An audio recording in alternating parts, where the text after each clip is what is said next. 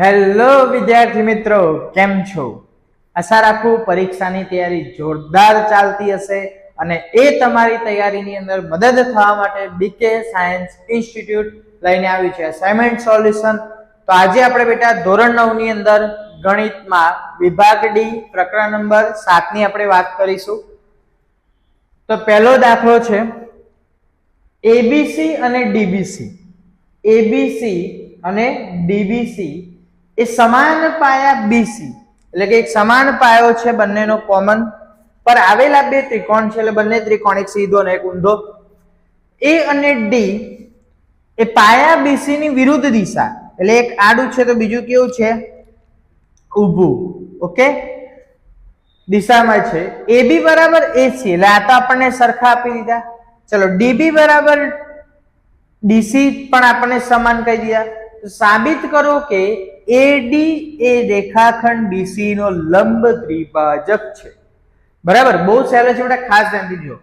ચલો તો પહેલા આપણે, તમે અહીંયા ધ્યાનથી જુઓ, આપણને આ બે બાજુ સરખી આપી દીધી અને આ બે બાજુ આપણને સરખી આપી. અહીંયા થોડું પ્રેક્ટિકલી બેટા વિચારજો. બહુ દાખલો સહેલો છે, ઘણા બધા વિદ્યાર્થીઓને એમ કન્ફ્યુઝન થાય કે સર કેવી રીતે કરીશું, શું કરીશું. આ બહુ જ સહેલું છે, જોજો ખાસ ધ્યાનથી જુઓ. તો એબી બરાબર એસી આપણને આપેલું છે. તો ચલો હું અહીંયા નીચે લખી દઉં. પહેલા એબી બરાબર એસી અને બીડી બરાબર ડીસી, આ બંને આપણને આપેલા છે. ચલો, અને આપણે શોધવાનું શું છે? તો એડી લંબ બીસી, આ આપણે સાબિત કરવાનું છે. ઓકે, ચલો શરૂઆત કરીએ. થોડું બેટા પ્રેક્ટિકલી વિચારજો, બહુ સહેલો દાખલો છે. ટેકનિકલી જુઓ કેવી રીતે. હું આટલો ભાગ દબાવી દઉં તો આ એક ત્રિકોણ આખો બની ગયો, ત્રિકોણ એબીડી. હા સર. અને હું આટલો એક ભાગ દબાવી દઉં તો અહીંયા ત્રિકોણ કયો બની ગયો? એસીડી.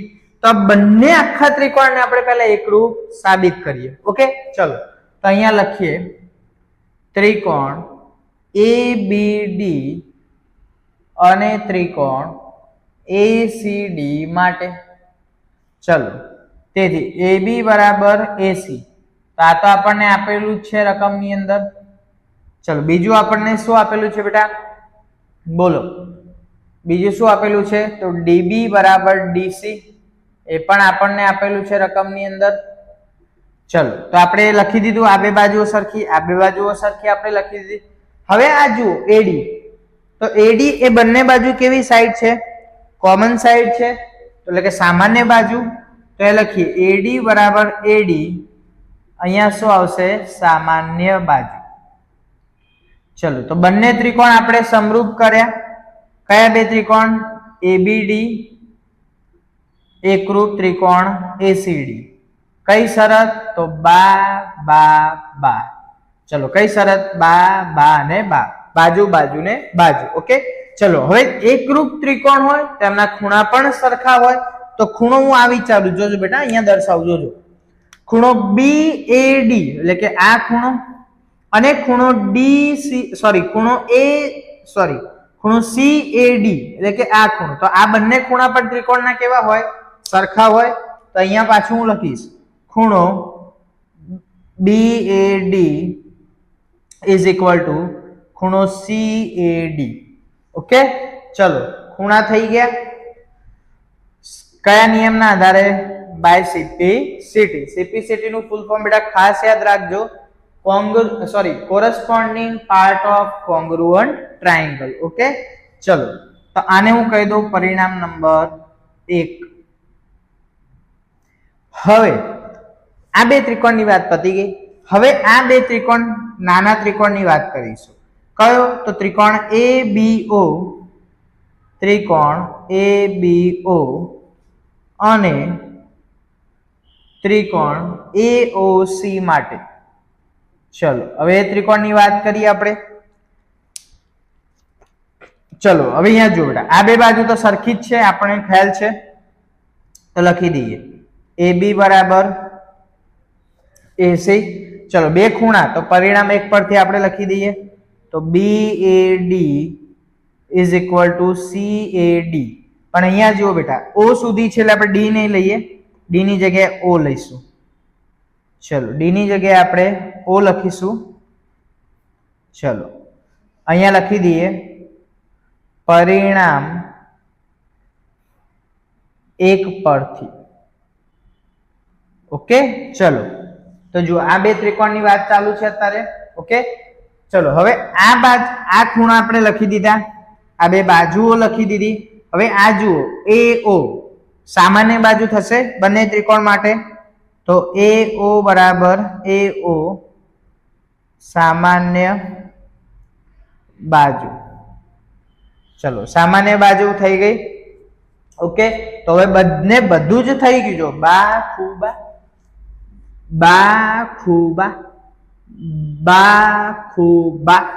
ઓકે તો ચલો બંને ત્રિકોણ ABO એકરૂપ ત્રિકોણ AOC કઈ શરત? બાખૂબા મુજબ. ચલો બંને ત્રિકોણ એકરૂપ કર્યા. હવે એકરૂપ ત્રિકોણ થાય તો એમના ખૂણા પણ સરખા, એટલે કે આ ખૂણો ને આ ખૂણો પણ સરખો. તો હવે લખીશું ખૂણો AOB is equal to ખૂણો AOC by CPCT. ચલો ખૂણા પણ સરખા. એના પછી હવે અહીંયા તમે જુઓ કે આ બે ત્રિકોણની તમે વાત કરો તો આ બંને બાજુઓ પણ કેવી થાય? સરખી થાય. તો BO બરાબર OC, BO બરાબર OC, આ પણ બાય CPCT. ઓકે ખાસ ધ્યાનથી જોજો. હવે જુઓ બેટા, હવે તમે વિચારો કે આ બે જે ખૂણા છે એક જ લાઈન પરના ખૂણા છે. તો બંને રૈખિક જોડના ખૂણા હોય તો આપણે લખી શકીએ કે ખૂણો AOB વત્તા ખૂણો AOC બરાબર 180. અહીંયા લખી દઈએ રૈખિક જોડના ખૂણા. ચલો લખી દીધું. ચલો હવે બંને સરખા છે તો હું AOC ની જગ્યાએ AOB લખી દઉં. તો બે વખત થયું AOB. ચલો બે ગુણાકારમાં પેલી બાજુ જાય તો ભાગાકારમાં. તો AOB બરાબર કેટલા? 90. ચલો AOB 90 મળ્યા તો COA અથવા AOC પણ કેટલા થશે? 90 થશે. હવે 90 થયો તો એનો અર્થ શું થયો કે આ જે રેખા છે AD એ BC ને કેવી છે? લંબ. તો અહીંયા લખી શકાય તેથી સાબિત થાય છે કે AD લંબ BC. ઓકે અક્ષર બેટા થોડા મેં નાના કાઢ્યા છે જગ્યાના અભાવના કારણે, તો થોડું ધ્યાનથી જોઈ લેજો. ઓકે ચલો એક્ઝામ્પલ નંબર 2. ત્રિકોણ ABC માં AD અને ADA BC નો દ્વિભાજક છે. તો સાબિત કરો કે ત્રિકોણ ABC કે જેમાં AB બરાબર AC હોય તેવો સમદ્રી બાજુ ત્રિકોણ છે. મતલબ આપણે આ જે ત્રિકોણ છે ને સિમ્પલ સમદ્રી બાજુ આપણે સાબિત કરવાનો છે. બહુ જ સિમ્પલ છે બેટા, ખાસ ધ્યાનથી જુઓ. સૌથી પહેલા શું કરીશું? આ બંને ત્રિકોણને આપણે એકરૂપ સાબિત કરી દઈએ. તો ચલો પહેલા આપણે પક્ષ લખીએ. તો પક્ષ તો અહીંયા શું કીધું? ત્રિકોણ ABC માં AD એ BC નો દ્વિભાજક છે. એનો મતલબ શું થયો કે અહીંયા લખીએ. ચલો AD એ BC નો દ્વિભાજક એટલે AD BC ના બે સરખા ભાગ કરશે. ત્યાં લખીએ ત્રિકોણ ABC માં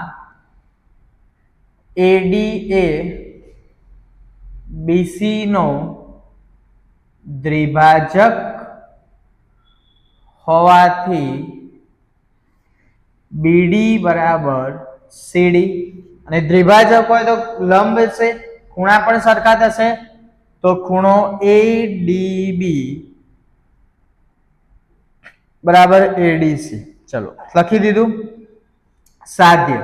હવે સમદ્રી બાજુ ત્રિકોણ સાબિત કરવાનો છે એટલે કે બે બાજુઓ કેવી કરવાની છે? સરખી. તો લખીએ AB બરાબર AC આપણે સાબિત કરવાનું છે. ચલો હવે સાબિતી. તો સાબિતીની અંદર બે ત્રિકોણ બને ADB અને ADC.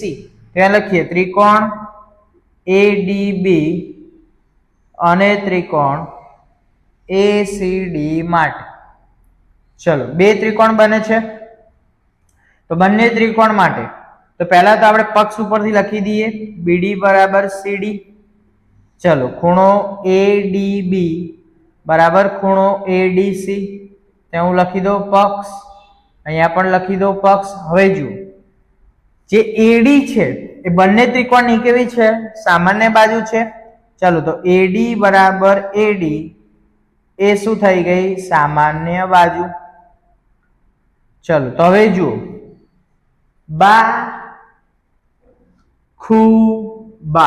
બાખુબા. ચલો તો અહીંયા લખીએ ત્રિકોણ ADB એકરૂપ ત્રિકોણ ACD કઈ શરત? બાખુબા શરત મુજબ. તેથી AB બરાબર AC by CP CT. Okay, તેથી ત્રિકોણ ABC સમદ્રી બાજુ ત્રિકોણ છે. ઓકે, બે બાજુ સરખી એટલે કેવો? સમદ્રી બાજુ. ઓકે, ચલો એક્ઝામ્પલ નંબર 3. એક્ઝામ્પલ 3 કરતા શરૂ કરતા પહેલા તમને એક વાત કરી દઉં કે બેટા તમારે કોઈ પણ પ્રકારની ક્વેરી હોય, કોઈ PDF જોઈએ તો ચોક્કસથી તમને ડિસ્ક્રિપ્શનની અંદર WhatsApp ગ્રુપની લિંક હશે, એમાં જોઈન કરો, એમાં મેસેજ કરો કે જેથી તમને PDF મળી શકે. ઓકે, અને દરેક વિદ્યાર્થીને ખાસ કહી દઉં કે ચોક્કસથી તમને જો વિડીયો ગમે તો શેર કરો અથવા કોમેન્ટ કરો. તમે કોમેન્ટ કરશો એટલો અમારો ઉત્સાહ વધશે. તો હું આશા રાખીશ કે તમે મારા માટે આટલું ચોક્કસથી કરશો. બરાબર, ચલો તો આપણે શરૂઆત કરીએ. દાખલા નંબર 3. કાટકોણ ત્રિકોણ ABC માં આ ABC કાટકોણ ત્રિકોણ છે. ખૂણો C કાટખૂણો છે. ચલો આ ખૂણો C કાટખૂણો છે એટલે કેટલા અંશનો છે? 90 અંશનો છે. M એ કર્ણ AB નું મધ્ય બિંદુ છે. ચલો અહીંયા હું થોડું આકૃતિની અંદર ભૂલ છે બેટા.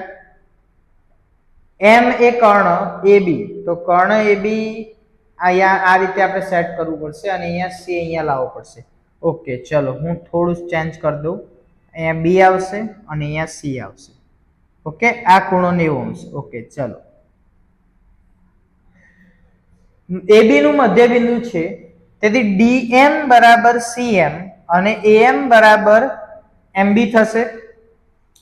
તે રીતે C ને M સાથે જોડી D સુધી લંબાવો. બિંદુ D અને B ને જોડો. સાબિત કરો કે ત્રિકોણ AMC એટલે કે એક આ ત્રિકોણ અને ત્રિકોણ BMD એટલે આ બંને ત્રિકોણ કેવા છે? એકરૂપ ત્રિકોણ.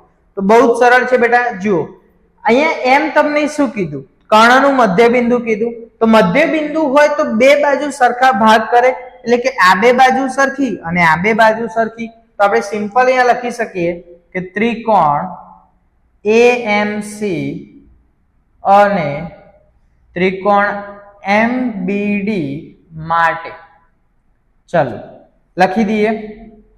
જુઓ બેટા ખાસ ધ્યાનથી જોજો. CM બરાબર MD તો પક્ષ પરથી થઈ જશે. એ જ રીતે AM બરાબર MB. કેમ? MAB નું શું છે બેટા? મધ્ય બિંદુ છે. ચલો એ જ રીતે હવે જુઓ ખાસ ધ્યાન જુઓ. અહીંયા ને અહીંયા આ બે ખૂણા ઓપોઝિટ થયા એટલે કે અભિકોણ થયા અને અભિકોણ કેવા હોય? હંમેશા સરખા હોય. તેથી AMC ઇઝ ઇક્વલ ટુ ખૂણો DMB કેવા ખૂણા થયા? અભિકોણ થયા.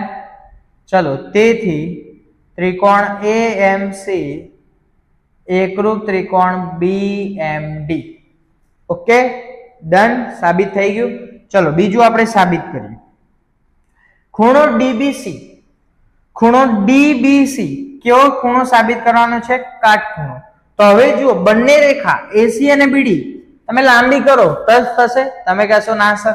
નીચે લાંબી કરો ટચ થશે. ના સર. તો બંને રેખા એકબીજાને કેવી છે? સમાંતર. ત્યાં લખું કે રેખા AC અને BD સમાંતર રેખાઓ છે. કેવી છે બેટા? સમાંતર રેખાઓ.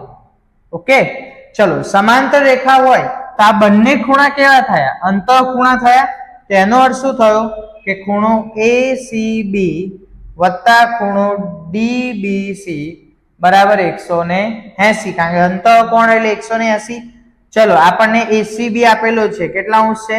90 અંશ. તમે કહેશો સર ક્યાં આપ્યો છે? તો જુઓ તમને અહીંયા જ કહી દીધું. C શું છે? કાટખૂણો, અને કાટખૂણો એટલે માપ કેટલું થાય? 90 અંશ થાય.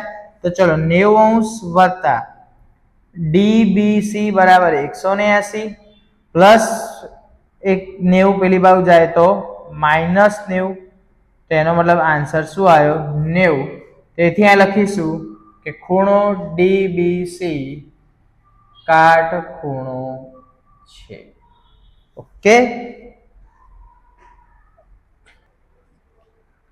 ચલો એક્ઝામ્પલ નંબર 4, જેમાં AB બરાબર AC હોય તેવા સમદ્રી બાજુ ત્રિકોણ. હવે અહીંયા બેટા સમજો કે AB અને AC કેવા છે? સરખા. સમદ્રી બાજુ ત્રિકોણ ABC માં ખૂણો B અને ખૂણા C ના દ્વિભાજકો એકબીજાને O માં છેદે છે. મતલબ અહીંયા બે દ્વિભાજકો OB અને OC શેમાં છેદે છે? બિંદુઓમાં. A અને O ને જોડી દીધો. સાબિત કરો કે OB બરાબર OC. તો જુઓ બેટા આપણે બહુ સરળતાથી સાબિત થઈ જશે. જોજો પક્ષ. તો અહીંયા દ્વિભાજકો, તો પહેલા તો સમદ્રી બાજુ ત્રિકોણ છે એટલે AB બરાબર AC. ઓકે, ચલો પક્ષ પ્રમાણે આપણે જઈએ તો અહીંયા તમને શું કીધું કે B અને C ના દ્વિભાજકો, B અને બંને દ્વિભાજકો O બિંદુમાં છેદે છે. તો એનો અર્થ શું થયો કે ખૂણો B બરાબર ખૂણો C હશે. પણ આપણે દ્વિભાજક છે તો અડધા જ ખૂણાની વાત કરીએ તો 1/2 ખૂણો B બરાબર 1/2 ખૂણો C. ચલો અડધો અડધો ખૂણો B, તો ખૂણો B એટલે OBC અને અહીંયા થશે OCB. ચલો હવે OB, હવે આપણે શીખી ગયા. અહીંયા હું લખી દઉં પ્રમેય 7.2. ઓકે, હવે આપણે શીખ્યા બેટા આગળના 7.3 ની અંદર શું કે જો બે ખૂણા સરખા હોય તેમની વિરુદ્ધ સાઈડ પણ કેવી હોય? સરખી હોય. તો ચલો OBC ની વિરુદ્ધ સાઈડ કઈ? OC, અને OCB ની વિરુદ્ધ સાઈડ OB. તો આ કોના મુજબ? તો કે પ્રમેય 7.3 મુજબ. ઓકે, પતી ગયું બેટા, જો સાબિત થઈ ગયું. ચલો એના પછી સિમ્પલ AO એ ખૂણા A નો દ્વિભાજક છે. મતલબ આ જે OA છે એ ખૂણા A નો દ્વિભાજક, એટલે આ બે ખૂણા સરખા ભાગમાં વહેંચે તો સિમ્પલ.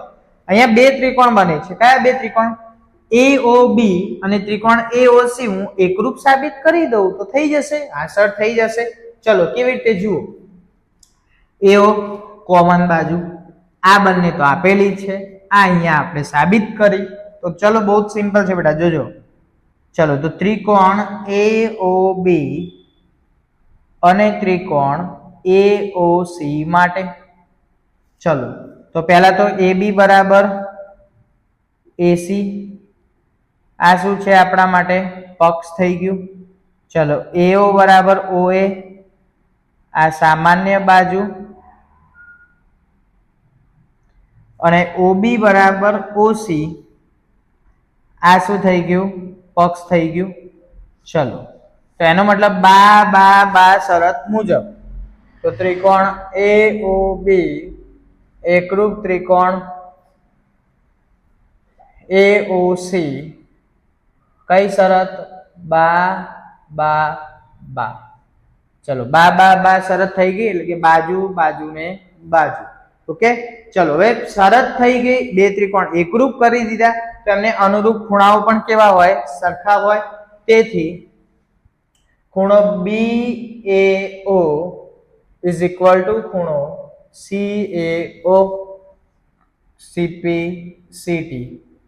તેથી ચલો BAO અને CAO બંને અડધા થયા, તેથી AOA ખૂણા A નો દ્વિભાજક છે. ઓકે, કમ્પ્લીટ બેટા અહીં સુધી.